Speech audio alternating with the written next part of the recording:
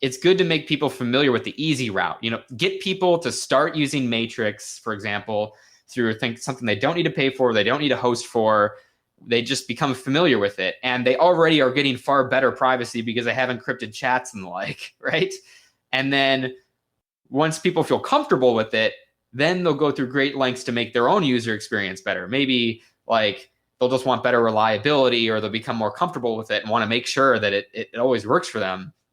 I mean, think about the great lengths people will go to continue using something that they prefer to use so that they don't need to change to something else, as opposed to trying to convince someone to switch, right? Like people, like suppose everybody was using matrix.org today for their own chat messaging service. And then they're like, well, we're going to close this, but everyone was already familiar with it. People are going to go through far greater lengths to try and self-host their own servers at that point, as opposed to getting people to switch initially.